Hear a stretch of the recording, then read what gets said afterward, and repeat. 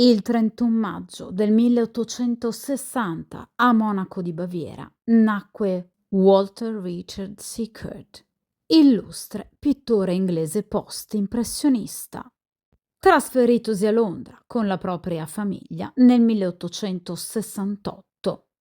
lasciò la capitale inglese nel 1883 per Parigi, ove fu allievo di Degas e Camille Pissarro. È rimasto per ben 5 anni nella capitale francese. Nel 1888 fece ritorno a Londra, ove ebbe modo di affermarsi ed essere molto apprezzato come pittore all'avanguardia e moderno, padre di opere artistiche i cui soggetti erano ritratti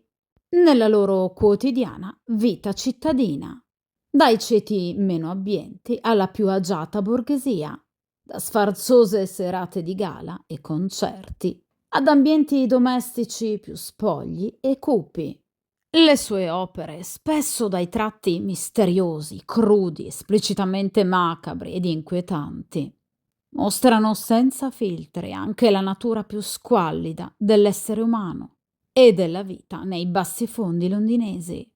Il pittore, infatti, assiduo frequentatore di ambigui locali notturni, ebbe modo di osservare da vicino la quotidianità spesso perversa e delinquenziale della vita in tarda sera nei quartieri di malcostume della Londra vittoriana e la immortalò nei suoi dipinti. Da sempre dunque lodato negli ambienti accademici per questo suo caratteristico e innovativo realismo pittorico, è considerato uno tra i più grandi pittori britannici insieme a Turner e Bacon. Fondò nel 1911 il Camden Town Group, un'associazione di artisti post-impressionisti. Fu eletto presidente della Società degli Artisti Britannici nel 1928 e divenne membro della Reale Accademia nel 1934. Morì il 22 gennaio del 1942 all'età di 81 anni a Bath. È tutt'oggi sepolto nel cimitero della chiesa di San Nicola a Bathampton. Ma a questa esistenza patinata e di successo fanno sicuramente da eco i tremendi sospetti che da sempre macchiarono la figura di Sickert circa il suo essere in realtà un noto spietato assassino, Jack lo Squartatore. Legato infatti biograficamente e direi fatalmente ai quartieri londinesi di Camden Town e Whitechapel, il nome di Sickert fu più volte abbinato ai delitti di Jack the Ripper, talvolta come assassino, altre come complice del dissoluto nipote della regina Vittoria, il duca di Clarence, che era solito trascorrere per capriccio e sollazzo le sue notti nell'Est End, barattando il proprio corpo come merce di scambio a clienti lussuriosi, dai quali contrasse la tremenda sifilide cerebrale. Stephen Knight, nel suo libro Jack lo Squartatore, la soluzione finale, ci spiega dettagliatamente questa ipotesi, partendo proprio dalle dichiarazioni di Joseph Sickert, figlio del pittore, che raccontò di una confessione del padre in punto di morte, in cui ammise di essere stato connivente con gli omicidi, ma non l'esecutore materiale dei delitti stessi. Anna Grutzner,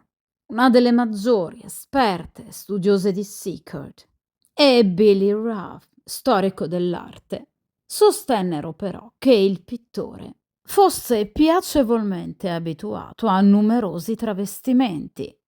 e usufruisse di un numero sconcertante di modi differenti di esprimersi, scrivere e comportarsi. tanto da poter apparire di volta in volta sotto le spoglie di molteplici e differenti personaggi, tanto da riuscire a camuffare in modo eccellente la sua stessa calligrafia, differente sulle lettere private rispetto a quelle presumibilmente inviate come Jack the Ripper alla polizia, tanto da risultare impossibile scoprire chi egli realmente fosse dietro le sue inquietanti e molteplici personalità. Si iniziò dunque a parlare di un seeker, non più soltanto come mero complice, ma anche come un possibile omicida in prima persona. Anche la scrittrice, Jean Overton Fowler, sostenne con forza la tesi di un seeker pluriomicida nel suo libro Seeker and the Reaper's Crimes, riportando la testimonianza fornita a sua madre da Florence Pash, una collega del pittore. Pash svelò alla madre di Fowler il terribile segreto che aveva custodito per anni, ossia la vera identità di Jack the Ripper, ossia l'allora insospettabile e talentuoso collega Walter Richard Seekert. E fu proprio in questi dibattiti ed ipotesi che si inserì la geniale scrittrice Patricia Cornwell, che svolse dunque ricerche approfondite, affiancata da una squadra di tecnici, sul caso. E seppur senza la prova regina schiacciante e definitiva, avvalorò con fermezza la tesi di un seeker, alias Jack the Ripper. Secondo infatti le prove rinvenute dalla Cornwell, Seekert sin da bambino era affetto da problemi e fragilità psicologiche e mostrava un carattere litigioso, instabile, irritabile, aggressivo, indisciplinato e in netta opposizione a regole e ordini. Il pittore infatti risentiva molto dell'ingombrante e rigida figura paterna, ossia l'artista tedesco Oswald Adalbert Seekert, che egli vedeva e viveva come un modello irraggiungibile e inimitabile, in una sorta di odio e ammirazione e competizione malsana. La Cornwell, inoltre, nel suo libro Portrait of a Killer, Jack the Ripper, Case Closed, aggiunse un dettaglio significativo circa la personalità di Seekert, ossia una profonda misoginia, accentuata da un evento personale che lo spinse con ogni probabilità ad uccidere.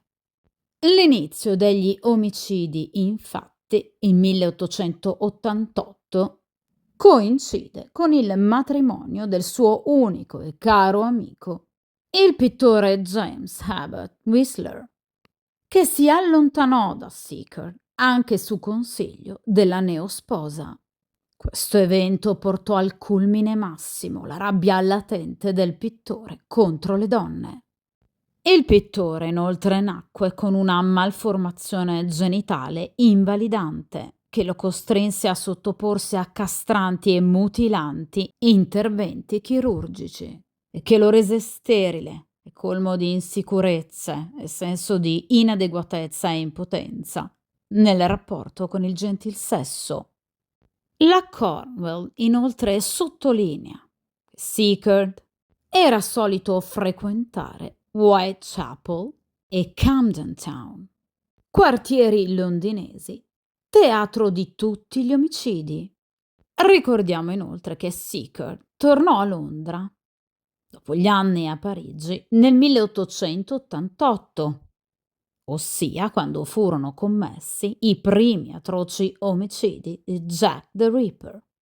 e che egli si trasferì proprio a Camden Town, in Mornington Crescent, al civico 6, ossia nella stessa abitazione in cui fu certa anche la permanenza di Jack the Ripper. È però analizzando direttamente e visivamente le opere di Sickert che ci vengono consegnati gli indizi più eclatanti. I suoi dipinti, infatti, ritraggono molto spesso donne sofferenti, fisicamente maltrattate, umiliate, mutilate e con accanto molto spesso i propri aguzzini compiaciuti, sadici e sorridenti, rappresentate in spazi angusti, oscuri e tetri, in cui aleggia un innaturale e orrorifico senso di morte e inquietudine. In particolar modo i disegni e dipinti di Seeker che destano maggiori sospetti e se vogliamo conferme sono due studi della testa di una donna di Venezia, Notte d'estate, la serie di dipinti The Camden Town Murder e l'opera Jack the Ripper's Bedroom. Per quanto riguarda le prime due realizzazioni del pittore, ossia il disegno dei due studi della testa di una donna e il dipinto Notte d'estate, le due donne rappresentate sono state ritratte ormai defunte secondo le stesse esatte modalità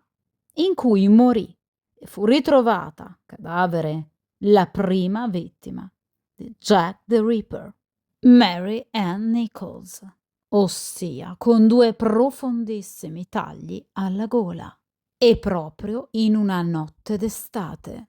Mary Ann infatti fu ritrovata alle 3:40 della mattina del 31 agosto del 1888. Ebbene, le fotografie del ritrovamento delle vittime sulla scena del crimine non erano mai allora rese note al pubblico. Dunque, come riuscì ed eccelse Sickert in una tale somiglianza? Per quanto riguarda le opere della serie The Camden Town Murder, parliamo di una serie, di un gruppo di quadri e disegni ritraenti la morte violenta di donne indifese, con accanto molto spesso il presunto colpevole, o comunque donne in attesa di un supplizio, in un'ambientazione, atmosfera cupa, spesso deturpante, opere realizzate pochissimo tempo dopo l'assassinio di una donna, Emily Dimmock, nel 1907, proprio a Camden Town, ove proprio nelle immediate vicinanze della scena del crimine,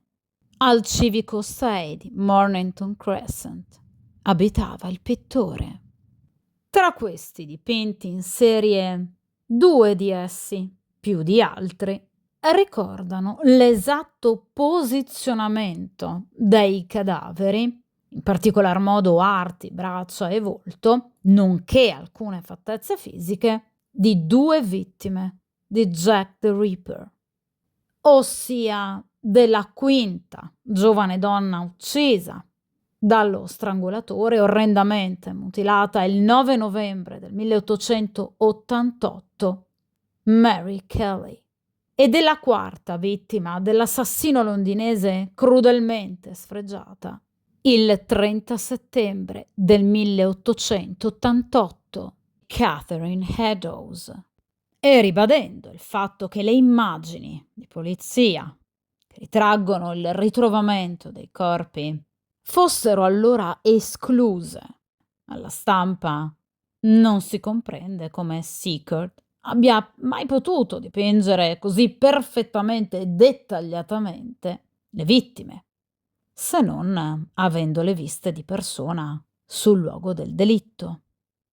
E infine, per quanto riguarda l'opera Jack the Ripper's Bedroom, questo dipinto evidenzia certamente un grande interesse di Sickert per gli omicidi e la figura misteriosa di Jack the Ripper. Ma in particolar modo va sottolineato un dato piuttosto, diciamo, curioso,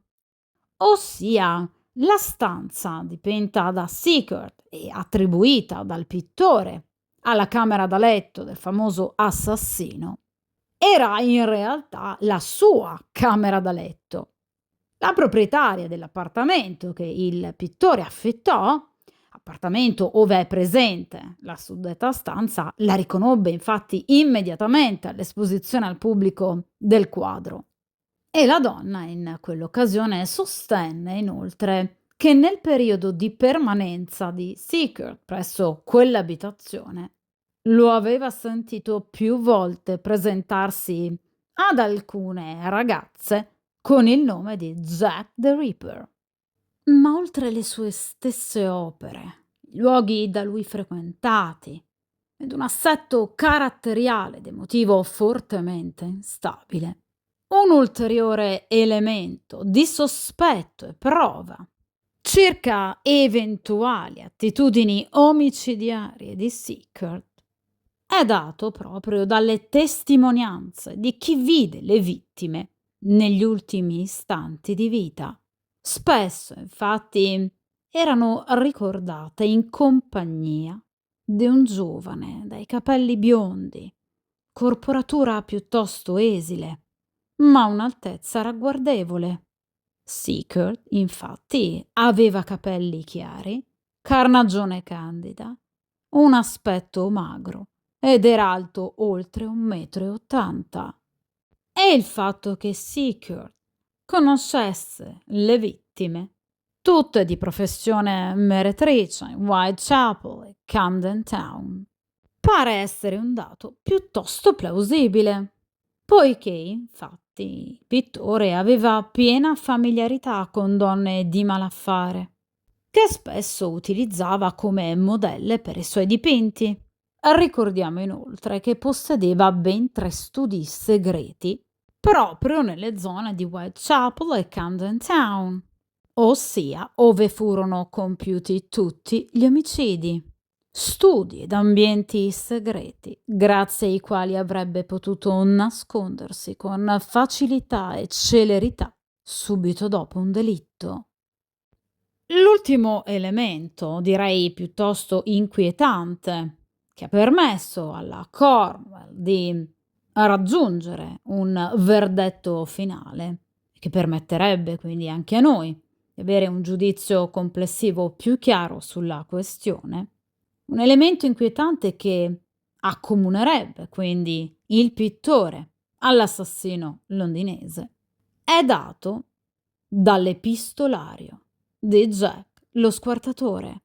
estremamente similare sia nei contenuti che nella forma a quello di Seekert. The Ripper, infatti, era solito inviare alla polizia numerosissime lettere, fortemente ironiche e autocelebrative, scritte mai su carta comune, bensì sempre su fogli da disegno, e contenenti altrettanto spesso schizzi e bozzetti, degni di una abilità artistica notevole. Ebbene, anche il pittore amava molto scrivere missive ad amici e conoscenti, ironiche e pungenti. E comparando le lettere di Seeker a quelle inviate dallo squartatore, la Cornwell scoprì che la filigrana delle missive era la stessa. Addirittura 3 lettere del pittore ai suoi familiari e 2 dello squartatore provenivano da una medesima tiratura di soli 24 fogli. E sempre in riferimento all'epistolario del pluriomicida, un ultimo dato pare proprio incastrare Seekert: i timbri postali,